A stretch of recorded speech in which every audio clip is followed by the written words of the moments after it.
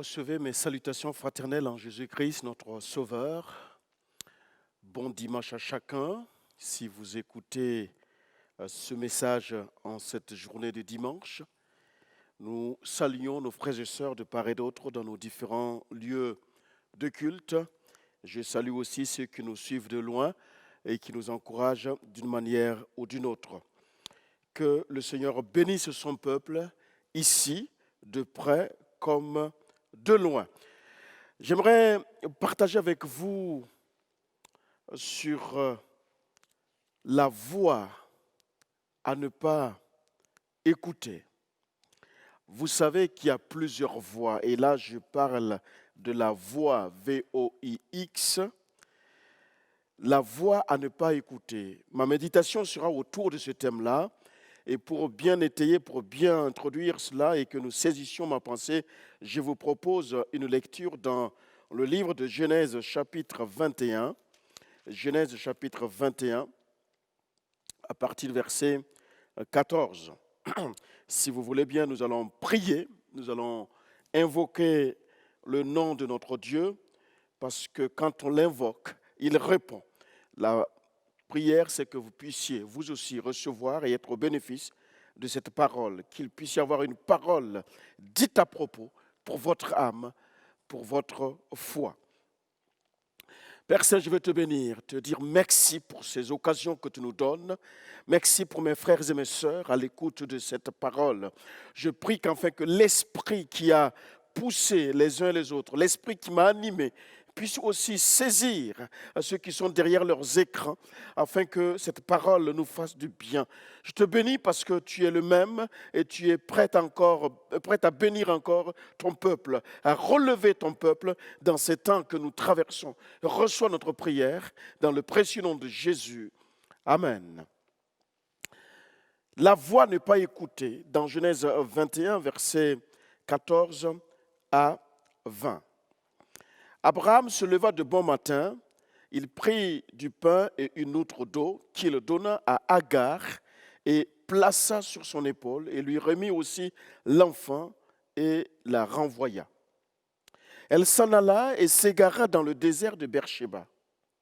Quand l'eau de l'outre fut épuisée, elle laissa l'enfant sous un des arbrisseaux et alla s'asseoir vis-à-vis, à une portée d'arc, car elle disait que je ne vois pas mourir mon enfant. Elle s'assit donc vis-à-vis de lui, éleva la voix et pleura. Dieu entendit la voix de l'enfant, et l'ange de Dieu appela du ciel Agar et lui dit, « Qu'as-tu, Agar? Ne crains point, car Dieu a entendu la voix de l'enfant dans le lieu où il est.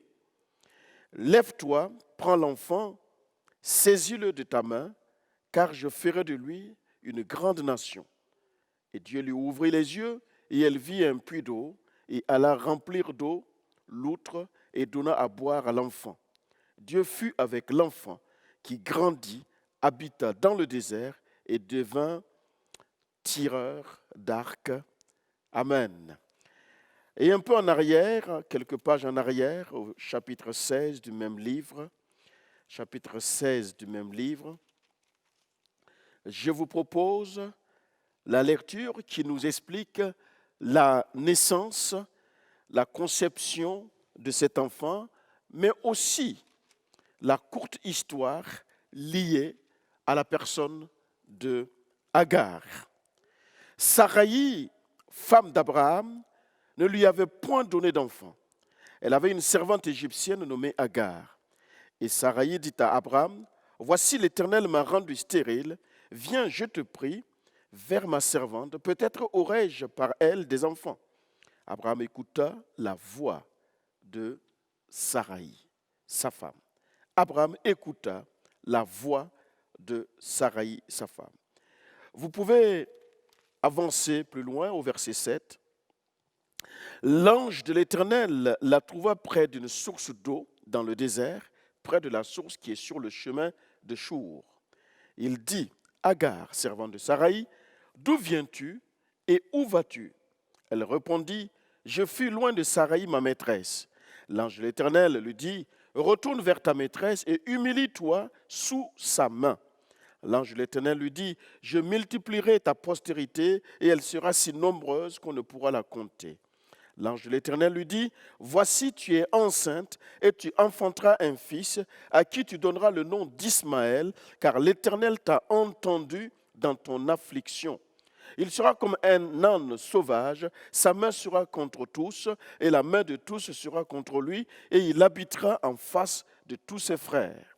Elle l'appela Ata El-Roi, le nom de l'Éternel qui lui avait parlé, car elle dit, ai-je rien vu ici après qu'il m'a vu? C'est pourquoi l'on appela ce puits le puits de la Caïroi. Il est entre Kadès et Bared. Agar enfanta un fils à Abraham, et Abraham donna le nom d'Ismaël au fils qu'Agar lui enfanta. Abraham était âgé de 86 ans lorsqu'Agar enfanta Ismaël à Abraham. Amen. L'épisode, je l'ai court-circuité, je l'ai lu de façon peut-être non suivie, mais vous allez tout de suite saisir la pensée qui s'y dégage. J'aimerais donc parler essentiellement autour de ce personnage, Agar. Agar, l'Égyptienne. Elle n'est pas hébreu, elle est égyptienne. Ce matin, mon propos se tourne autour de sa personne pour que nous puissions en tirer quelques leçons d'ordre pratique, pragmatique, pour appliquer à notre vie, notamment à notre vie spirituelle. D'après donc la lecture de Genèse 16, Agar fut égyptienne. Agar était dans un contexte familial, donc un couple, et qui, selon la culture et la coutume de cette époque, eh bien, était la servante. Elle était la jeune fille à tout faire dans cette maison auprès de Sarai, la femme d'Abraham. La situation d'Agar me rappelle tous ceux et celles qui ont été victimes de quelques circonstances d'une manière ou d'une autre. Sûrement dans cette pratique coutumière, culturelle, en son temps, elle a été comme une jeune fille, une préadote, une adote, menée dans cette famille lors du séjour donc d'Abraham en Égypte.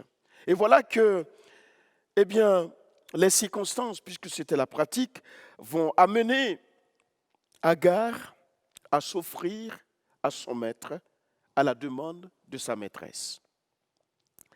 Et la suite des textes ou des Écritures nous laisse entendre que cette rencontre fortuite ou cette rencontre programmée par Madame Abraham, donc Sarai, va eh bien, donner comme résultat la naissance d'Ismaël.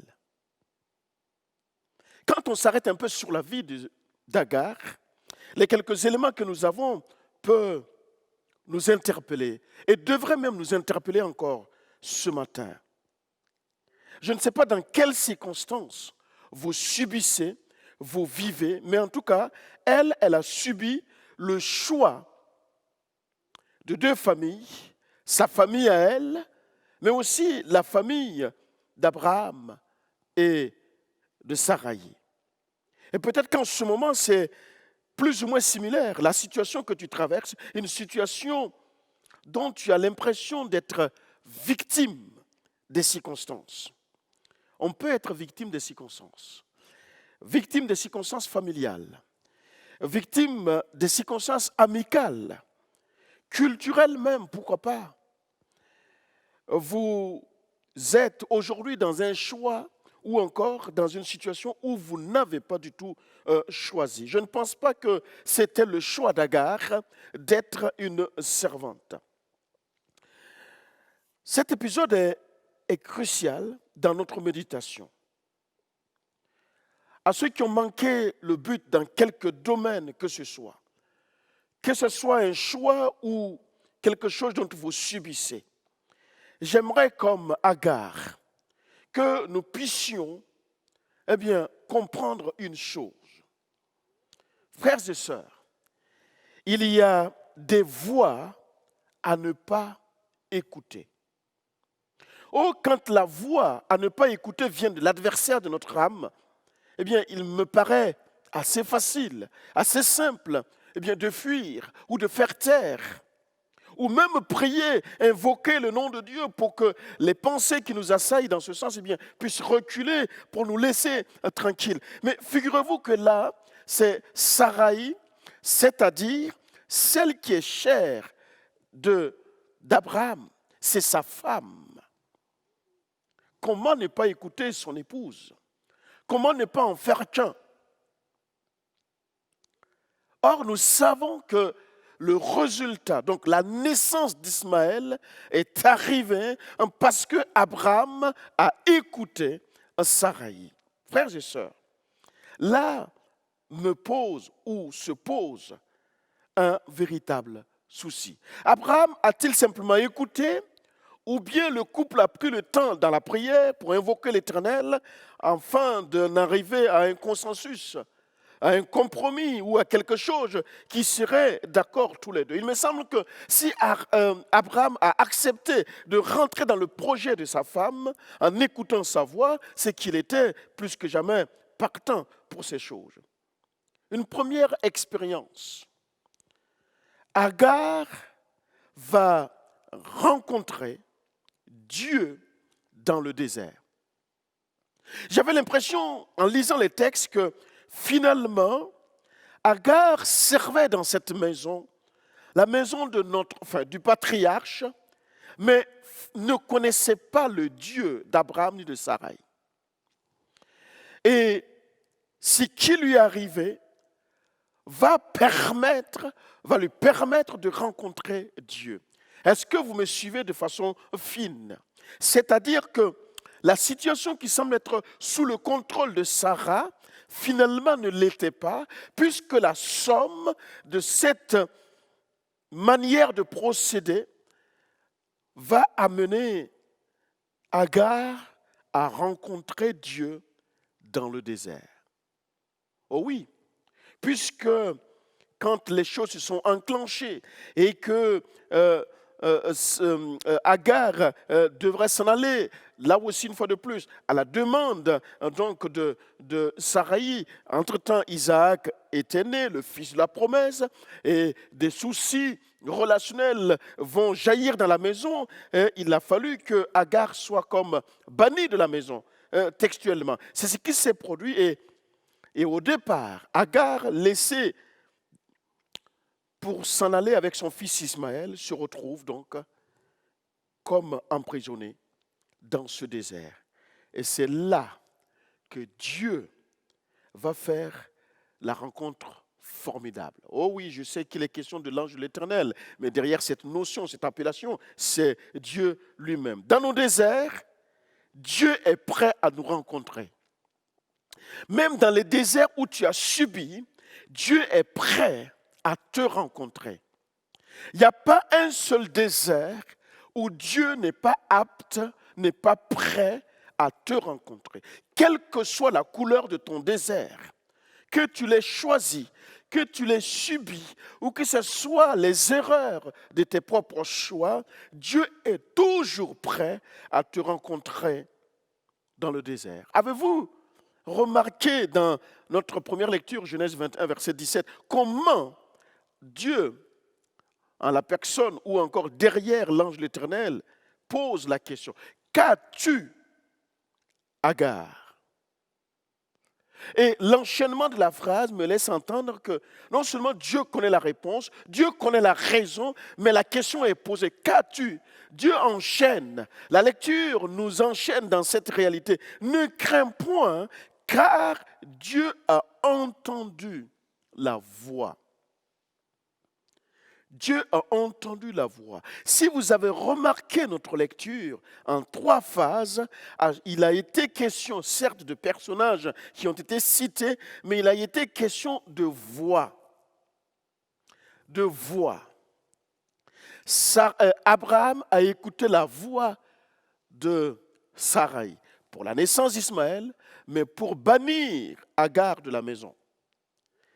Et là, c'est Dieu qui entend une voix.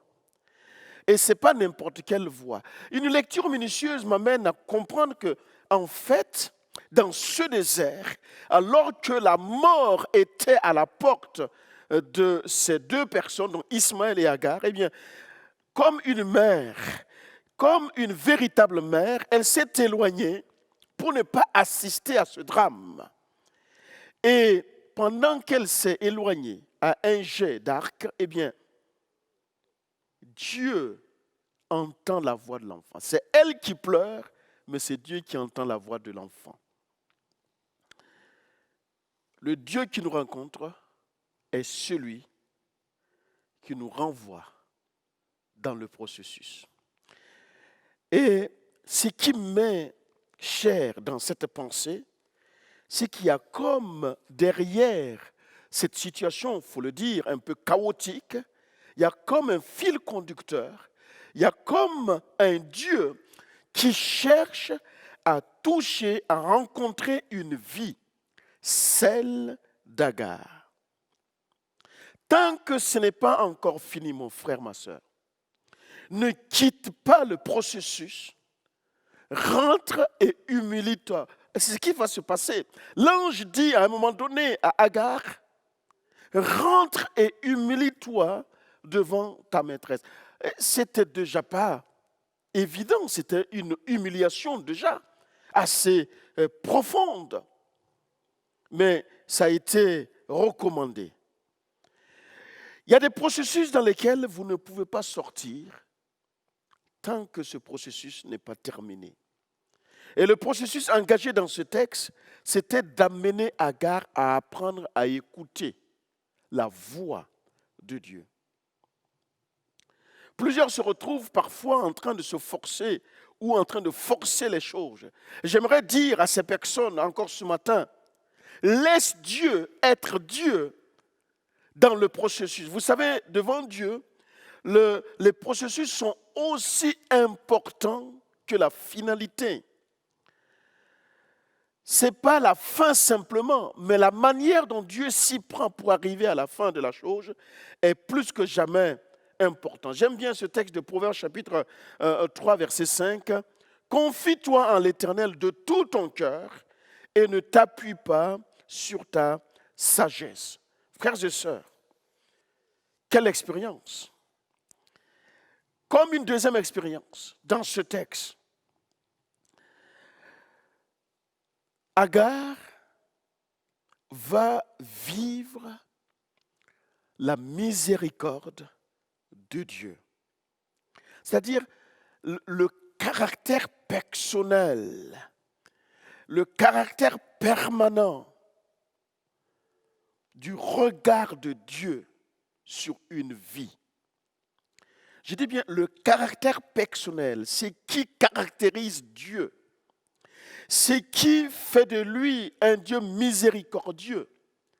Et quand Dieu te regarde de cette façon-là, quelle que soit la situation, et on n'est plus sur un terrain du tu as tort ou tu n'as pas tort, on est sur un terrain où Dieu poursuit un objectif, car Dieu a tant aimé le monde qu'il a donné son Fils. Il a aimé le monde, ce n'est pas que les montagnes ou les océans, il a aimé l'être humain qu'il a créé à son semblable, à un point qu'il s'est donné lui-même.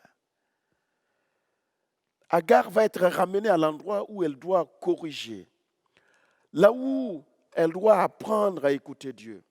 Dieu nous donne toujours l'occasion de nous rattraper. Peut-être que dans votre esprit, toi qui m'écoutes, tout est quasiment fini. Tu te dis, il n'y a plus grand-chose à en tirer. La volonté de Dieu, ce n'est pas de nous observer et attendre le jour où nous allons fauter, où nous allons commettre le péché pour nous attraper. Ça, c'est l'être humain qui fait cela. Ça, c'est l'homme qui fait cela. Mais Dieu n'agit pas de cette manière. Oh oui, j'ai entendu, vous aussi sûrement, des prédications sur Ismaël, même des interprétations un peu borderline. Nous avons sûrement entendu des prédications sur Agar ou encore sur Saraï, sa façon de faire. Mes propos ne sont pas de ce style-là ce matin. J'aimerais simplement que vous saisissiez que malgré ce que Agar va vivre dans ce contexte, eh bien, Dieu va lui parler. Dieu lui parle. Quelques-uns pensent que quand on est plus bas que terre, quand on est dans la misère, quand on est comme n'ayant plus de repères, il est impossible que Dieu nous parle. Eh bien, détrompe-toi. Dans le désert, Dieu parle. Dans le désert, Dieu conseille. Dans le désert, Dieu oriente. Le jour où Dieu rencontre Agar, elle se trouvait entre la sainteté de Dieu et le jugement de Dieu.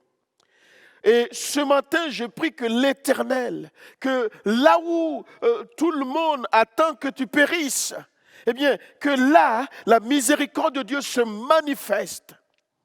Pourquoi je dis qu'elle se trouvait entre la sainteté de Dieu et le jugement de Dieu? La Bible dit que Agar se retrouvait entre Kadès et Bared. Kadès parle de la sainteté de Dieu. Bared parle de jugement de Dieu. Donc, la miséricorde de Dieu t'amènera à ta destination, te prenant là où tu as commis l'irréparable ou le péché. Il y a là la notion de la sainteté de Dieu. Dieu est saint. Dieu fait comprendre déjà à Abraham et à Sarah que non, ce n'est pas celui-ci. Je n'ai pas besoin d'un coup de pouce. Je vous ai promis un fils. Le fils viendra. Le fils de la promesse. Mais Dieu tranche. Écoutez-moi bien, cher ami. Lorsque Dieu tarde, là où nous sommes, c'est pour nous transformer parce que la destination est déjà prête. Quand tu es dans une situation où tu as l'impression que ça tarde, sache que Dieu est en train de te transformer. Transcender ce qui a été formé. Dieu est en train de te préparer. Dieu est en train de te dimensionner par rapport à ce que tu dois réceptionner. Et nous, les humains, nous pensons que c'est du retard, c'est du temps perdu, c'est un désert inutile, c'est des larmes inutiles. Mais non. Écoute-moi bien. Pour Dieu, il en était capable d'éradiquer tout. Agar comme Ismaël. Mais la vie devant Dieu est capitale, quelle qu'elle soit. Parce qu'il est le Seigneur de la vie. Et il va prendre soin de sauvegarder Ismaël, de sauvegarder Agar. Et la suite de l'histoire nous montre même qu'il va habiter dans le désert. Il va grandir dans le désert et sa mère Agar va retourner dans son pays en Égypte, lui chercher une épouse. Dieu est le Seigneur de la vie. Et j'aimerais peut-être ouvrir une parenthèse. Peut-être que l'enfant que tu as devant toi, l'enfant que tu portes, l'enfant que tu as éduqué, en regardant son histoire, rappelle ton histoire. Et tu as l'impression d'être amer, tu as l'impression de vivre une forme d'échec. Mais j'aimerais te dire que Dieu est derrière l'histoire des hommes. Il est plus grand que ton histoire. Il est le Seigneur de la vie. Et peut-être qu'en écoutant cette parole, tu penses que la mort vaut mieux que la vie. Mais c'est archi faux. Le Dieu que tu cherches et que tu veux connaître est un Dieu de la vie. Il est le Seigneur de la vie. Il est éternel et te connaît personnellement. Quand bien même les hommes t'auront utilisé comme un moyen, comme un instrument pour arriver à leur fin. Un peu comme Agar qui a été utilisée comme une mère porteuse, comme un instrument pour donner de la satisfaction à un couple. Quand bien même les hommes t'auront utilisé ou te prennent comme un moyen pour avoir un enfant, pour Dieu, tu existes, tu es vivant et il te voit. Cesse donc de te voir à travers le regard des autres comme étant un moyen. Agar aurait pu se considérer comme plus que jamais inutile. Je ne suis qu'un objet de jeu entre les mains des hommes. Je suis à la merci du qu'en dira-t-on. Je suis à la merci des projets des hommes. Mais non, ça n'est autrement. Dieu te connaît comme une entité à part, avec des projets de paix et de bonheur. Dieu te voit. Ce matin, en toute simplicité, j'aimerais t'encourager à comprendre que tu peux sortir de l'état des choses dans lesquelles tu subis. Pourquoi as-tu choisi de subir ton histoire de vie? Pourquoi as-tu opté d'être à la merci des dires, des regards ou des considérations des uns et des autres? Qu'en es-tu ou qu'en est-il de ce que Dieu pense à ton sujet? Le jour où tu comprendras que dans la hiérarchisation, dans le classement de Dieu, ce sont d'abord sa voix, son regard, sa considération qui fera toute la différence, tu seras libéré des chaînes des humains. L'homme ne voit pas plus loin. L'homme peut dire oui aujourd'hui et dire non demain. L'homme est instable, mais ton Dieu reste fidèle. Tu es dans le désert, eh bien c'est là que Dieu veut te rencontrer. Tu es dans le désert, tu es en pleurs, tes larmes sont plus que jamais mouillées, eh bien c'est là que Dieu va te parler. Figurez-vous que Agar a tellement pleuré, n'était même plus capable de voir plus loin. C'est au même endroit que Dieu va lui montrer qu'il y a un puits, il y a de l'eau. Ici, quelle grâce de savoir que l'expérience d'Agar est remplie et une source de provision finalement en matière de réflexion, d'adaptation par rapport à ta vie personnelle. Agar a vécu l'expérience de la provision de Dieu. J'ai envie de dire que de là, Agar va vivre et connaître une facette du Dieu de ses serviteurs que eux n'ont peut-être pas encore expérimenté. C'est formidable. C'est formidable. Alors qu'elle était convaincue que maintenant c'est la mort, on va périr dans le désert. Je préfère m'éloigner pour ne pas voir mon fils mourir sous mes yeux. C'est là que Dieu va pourvoir, va donner ce dont elle avait besoin. C'est là que Agar va vivre la providence de Dieu. C'est sublime, c'est merveilleux. Vous pouvez faire les mêmes actions. Vous pouvez vous attendre à la même réalité. Vous pouvez compter que sur ce Dieu-là qui est capable. Alors, mon ami, comment ne pas te dire ceci? Tu entends peut-être des voix. Et quand je dis entendre des voix, je ne suis pas là sur un terrain d'hallucination ou des illusions. Tu entends des voix, je parle ici des conseils. Pierre t'a conseillé, Paul t'a conseillé, Jacques t'a conseillé. Et au final, tu ne sais plus quelle voix écouter. Et si tu mettais toutes ces voix-là dans un premier temps de côté et apprends à écouter la voix de ton Dieu. Oui, mais pasteur, comment Dieu peut parler? Dieu parle. Dieu parle encore. Dieu parle par sa parole. Dieu parle par la nature. Dieu parle par les circonstances. Il y a une réalité. La circonstance dans laquelle tu te trouves, le désert que tu traverses est comme un langage qui s'adresse à ta vie. Alors tu ne dois plus fuir le désert. Tu ne dois pas simplement subir ce désert, mais tu dois être prêt, sans nier la réalité, sans cacher tes émotions, être toi-même comme Agar, amèrement pleurer et reconnaître que là, Dieu peut parler. Quand Dieu lui a parlé, j'aime bien la question de Dieu. Lui qui sait tout, mais il pose la question à Agar, qu'as-tu? Si Dieu te posait la question à l'instant même où tu m'entends, s'il te posait la question dans ta conscience, qu'as-tu?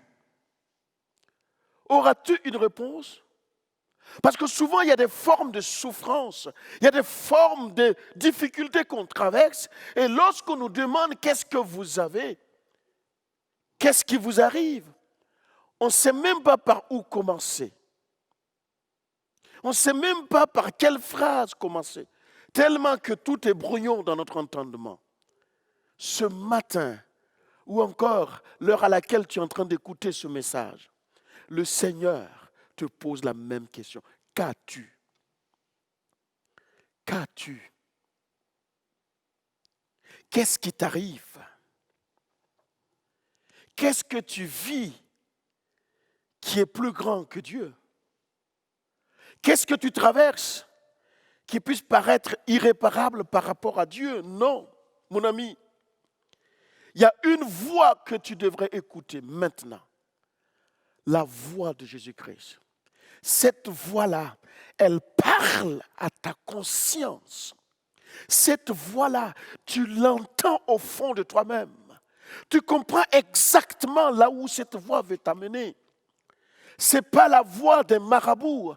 Ce n'est pas la voix de n'importe quel quiconque. Non, c'est une voix où au fond de toi, tu sais qu'elle est en train de te conduire vers le salut. Pour te pourvoir à ton besoin, pour t'amener à saisir la main de ton Dieu. Est-ce que tu sais, Dieu n'est pas si loin. Dieu n'est pas si loin. Il est plus proche, plus près que tu ne peux imaginer. Mon ami, ce matin, il est temps d'arrêter d'écouter à toutes les voix. Sarah a parlé, Abraham a écouté et nous avons vu la conséquence. Il y a des moments, quel que soit l'être cher qui est en face de toi, il faut comprendre qu'il y a des voix et il y a une voix. La voix de Dieu est irremplaçable. La voix de Dieu est remplie de provisions, de direction et surtout porte la volonté de Dieu. La voix de Dieu porte sa volonté et heureux l'homme qui vit selon la volonté de Dieu. Heureuse la femme qui vit selon la volonté de Dieu. Faire ce que Dieu veut et ce qui peut arriver à l'être humain, la chose la plus merveilleuse. Alors la volonté de Dieu, c'est que tu passes des ténèbres à son admirable lumière. La volonté de Dieu, c'est que tu choisisses la vie et non la mort. La volonté de Dieu, c'est que tu sois et tu restes avec lui jusqu'à ton retour. La volonté de Dieu, c'est que tu puisses vivre éternellement. C'est ça, la vie éternelle. Toutes les voix ne sont pas écoutées. C'est un conseil que je te donne ce matin. Voilà la pensée qui m'animait en ce jour. Voilà la pensée qui était sur mon cœur, que j'ai voulu partager avec vous. Maintenant, toi qui as écouté, qu'est-ce que tu vas faire de cette parole? Où est-ce que tu vas conduire? Comment tu vas conduire ta vie? Tu ne peux pas simplement écouter et partir comme si rien n'était. Il te faut choisir maintenant. Comprends que ce n'est pas une raison. le fait de ne pas avoir la réponse à tous tes questionnements, ce n'est pas une raison pour refuser ton Dieu. Ce n'est pas parce que tu passes par le désert qu'il faut refuser ton Dieu. Parce que ton Dieu, tu peux le rencontrer. Et il veut te rencontrer dans ton désert. Je t'en supplie, choisis de suivre Jésus. Peut-être que ça fait des années que tu as connu ces choses, mais les déserts traversés, les déserts terribles que tu as pu traverser n'ont pas donné d'issue, d'espoir ou des oasis, et tu te retrouves fatigué. Tu ne veux plus entendre parler. Nous appelons ces genres de situations dans notre jargon des rétrogrades. Mais j'aimerais te dire, Dieu est capable de voir dans le rétroviseur de ta vie. Et de cette façon-là, il t'appelle encore. Viens à moi. Viens à lui. Ouvre-lui ton cœur. Il peut te consoler. Il peut essuyer tes larmes. Il peut te bénir, même en plein désert. Alléluia. Que Dieu te bénisse. Que Dieu t'encourage. Qu'il te donne d'espérer contre toute espérance. Dans le nom de Jésus. Amen. Père Saint, je te rends grâce pour cette parole. Si simple, mais je suis convaincu qu'elle est en train de travailler un cœur. Elle est en train de bouleverser une vie. Ta parole est vie. Et là où il y a la mort en ce moment, elle est capable de ressusciter, de redonner un espoir, une espérance, de redonner la vie. Alors confirme ta parole, s'il te plaît, en ce jour, dans le cœur, dans les vies, dans les familles. Ta parole est authentique et je sais qu'elle ne retourne point à toi sans avoir accompli ce pourquoi elle a été proclamée. Je te bénis, Jésus.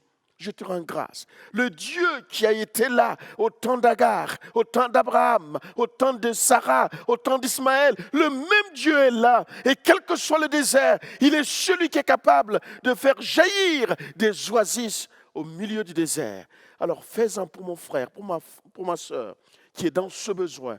Et peu importe ce que les personnes, les uns et les autres, ont subi, tu es Dieu et tu es le réparateur des brèches. En ton nom, j'ai prié. Amen. Merci pour votre écoute. À très bientôt.